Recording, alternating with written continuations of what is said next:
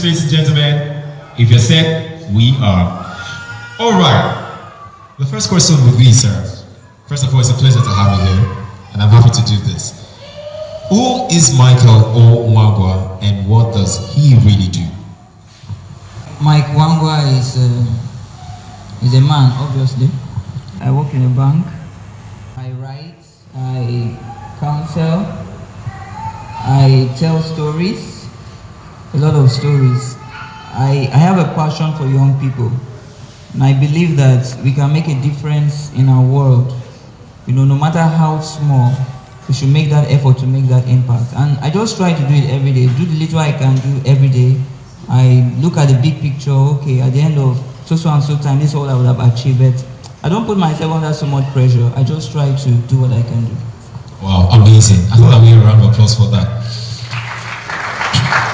All right, sir, you made mention that you're in the banking sector, and we understand how rigorous the timing can be. I mean, you're off in the morning, you're back in the evening, I mean, Monday to Friday, sometimes even after Saturday, and then you still have the time to write, tell stories, and still counsel. So the question would be, how do you juggle all of this together with family responsibilities? How do you manage? Okay, I think basically you find time for anything you want to do.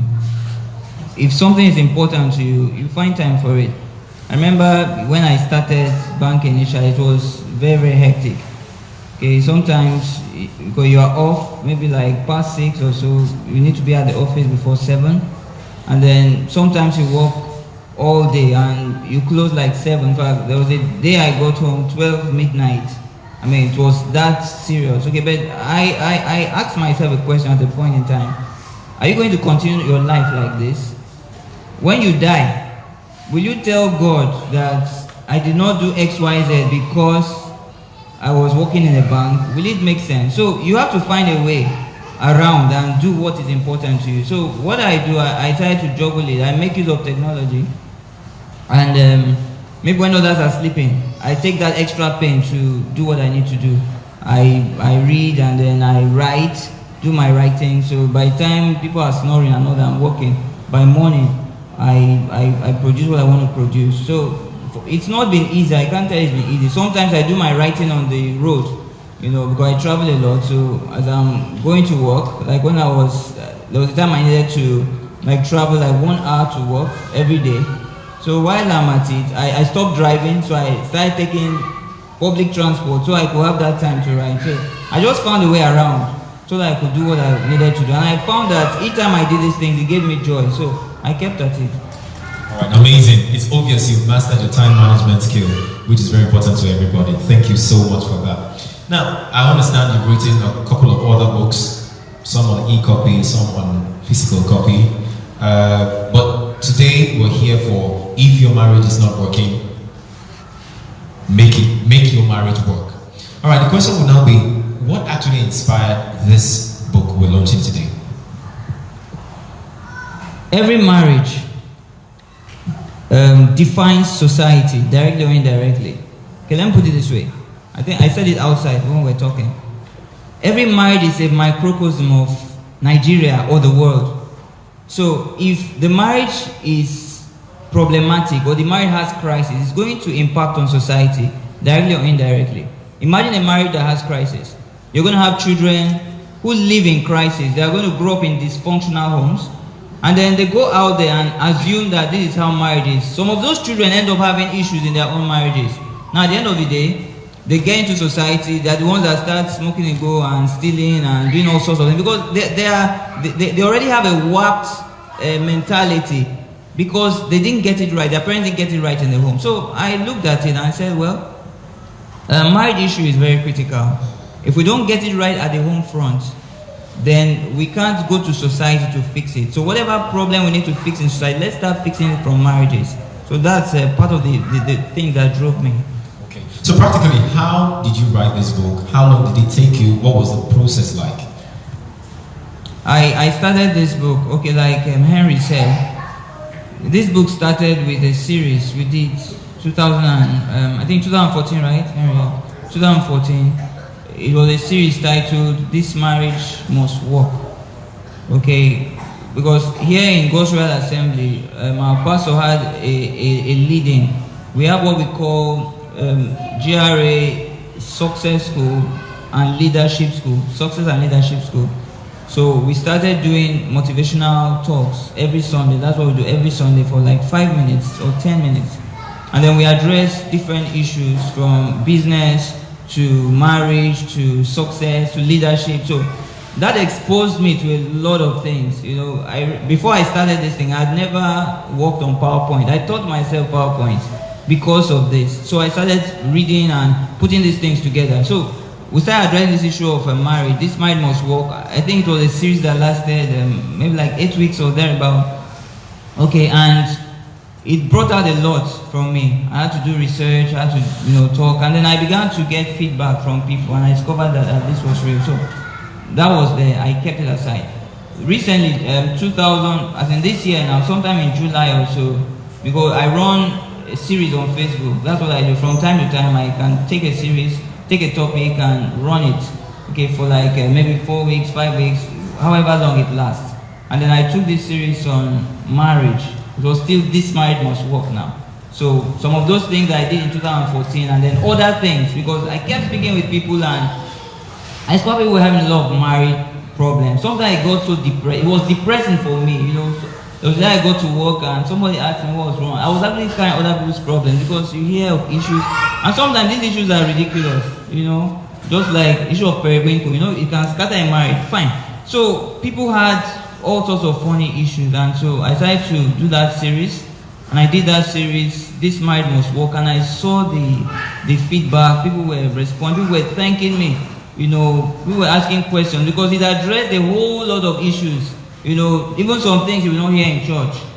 And I did that in July. So sometime, in fact, before I started that post, I remember I took time, prayed about it, fasted about it, because for me, knowledge is not just knowledge. Your knowledge, when the Bible says that the words that I speak to you, they are spirit and they are life. That's what Jesus said. The words that I speak to you are spirit and life. It means that they are not just ordinary words. So when you say things in society, they should be able to impact on people. And what is going to cause that impact? It's the Spirit of God that walks through the words that you wrote. So I prayed about it, and for me it was serious business. Fasted and prayed about it. Then I did that post and I saw the response. So sometime in I think August or September, I started thinking. My anniversary was November 17th. We became 7 years in marriage. So I thought, okay, what gift do I give my wife, or what do we do? I wasn't really thinking of writing a book. And then it just came, okay, why don't you do this book on marriage? The initial post had about 10 chapters, 10 posts now, part 1 to 10. And then so I started working, put this thing together. Before I knew, I had like 21 chapters or so for a book. And I started developing it and all that. And eventually, later, if you read the book, you see that a lot of people were involved. We had interviews and all that. And that's how this book came about. December, this is December, right? And the book is right. A process indeed. I thought I'll get a round of applause for such a rigorous process to impact lives. All right, Pastor Mike. Very quickly, I'd like to really know. There were a couple of other things you could have written about. You are in the banking sector. You could have written about money. You could have written about economy. You could have written about business. But what the drive for marriage?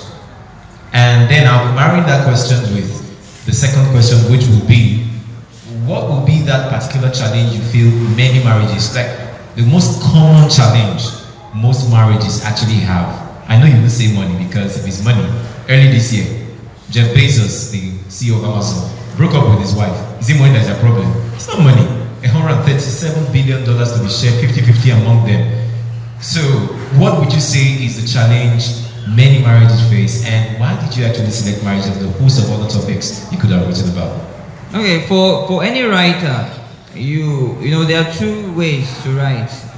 One, you can write simply based on inspiration. Something comes to your mind, you write. But then the problem with that one is that sometimes people may not need what you write. So I may have an inspiration to write about maybe gold, how you can mine gold or something. But nobody's interested here about gold. So I can actually write that book and then nobody buys because they have no interest in the book. So yes, I followed my inspiration, but nobody needs my inspiration. So that's one thing you can do as a writer. The second thing you can do as a writer is to write based on what people need. It's just like selling a product. People have a challenge and you address the challenge. Okay? Dangote didn't come out wanting to be the richest man in Africa. He just solves people's problems. He just makes sure that he puts himself in your home. So whether you want to buy salt or cement or sugar or pasta or whatever, you must touch a Dangote and now he's going to refine it. So wealth comes naturally for such people. So it's just busy solving problems. So for me, that's I now saw that these guys had a lot of issues in their marriage. So I wrote about marriage. And the main idea was to help people who were going through crisis. And then to also help young people. It's not just a book for married people. It's also for single people so that they can avoid those issues, so that we don't start fixing them. Then you ask the second question, what are the major things? Well, I think it will vary for different people. You know, I discovered that before I got married, GPK, I attended a lot of relationship programs. And then even as a married person, I've attended a lot of married programs, read a lot of married books. But I discovered that people actually write from their own experiences. Okay, so you can actually attend 3 different relationship programs and the speakers say 3 different things because they have different backgrounds and they have different ideologies. Okay, so you may not have one straight answer. So what works for one person may not even work for the other person. So but for me, I think for men, their problem might be respect. They might want respect from their wife. For wives, they might want care and attention, just like you saw in that drama now. The man was bringing money. He thought they will even eat money in the house.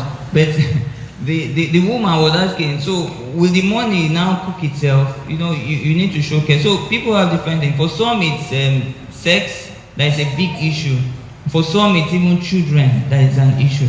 So I think it varies. You don't have one straight answer. Okay, now this book, talking about the one we're launching today, if your marriage is not working, work your marriage. What effect do you see this book actually having in the lives of both married and those who intend to get into marriage in the nearest future? I think marriage is just about understanding. We have Christians whose marriages have crashed. And we have unbelievers whose marriages are working. So that means being a Christian does not guarantee that your marriage will work. What guarantees that your marriage will work is understanding. It's knowledge. Okay, you need to learn. You need to study each other and understand each other. You need to know what works for your spouse and you need to complement each other. So I think for me, that's what I put into this book. And for everybody that reads the book, I believe they will learn.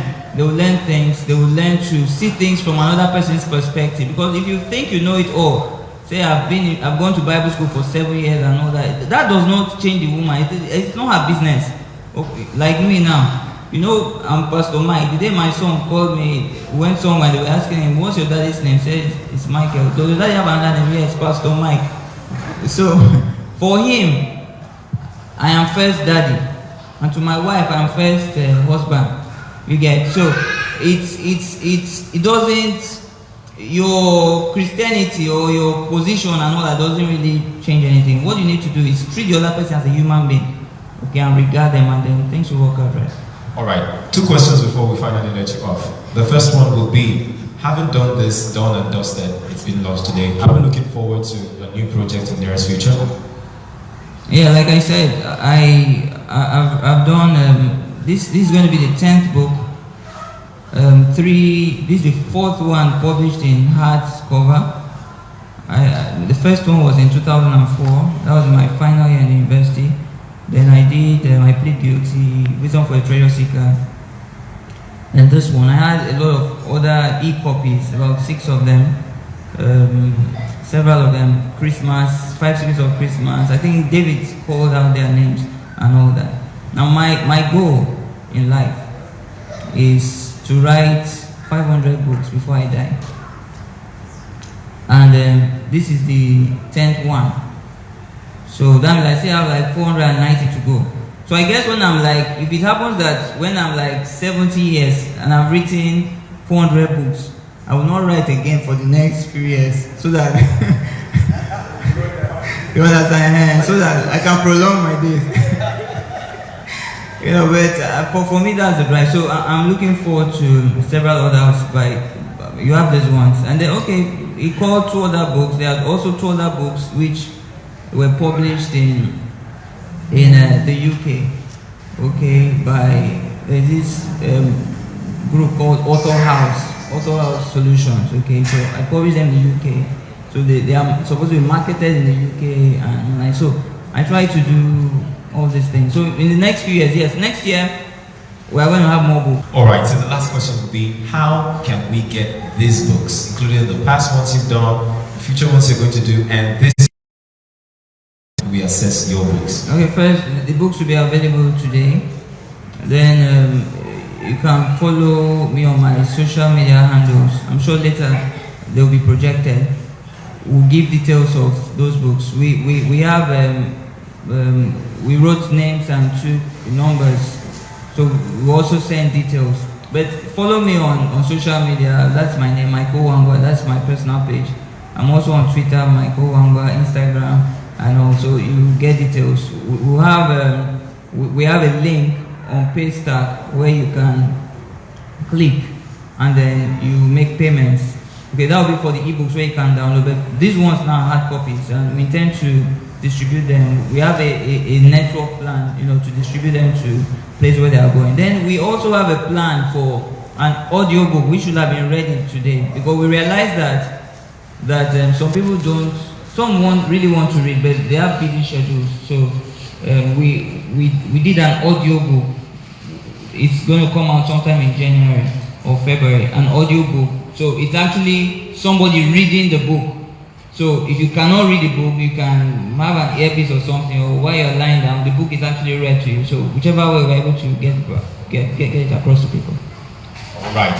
Ladies and gentlemen, it's been an amazing time having the author of If Your Marriage Is Not Working, Work Your Marriage, Pastor Michael Wangwa. Thank you very much for your time. Thank you, and you really put me on the hot seat.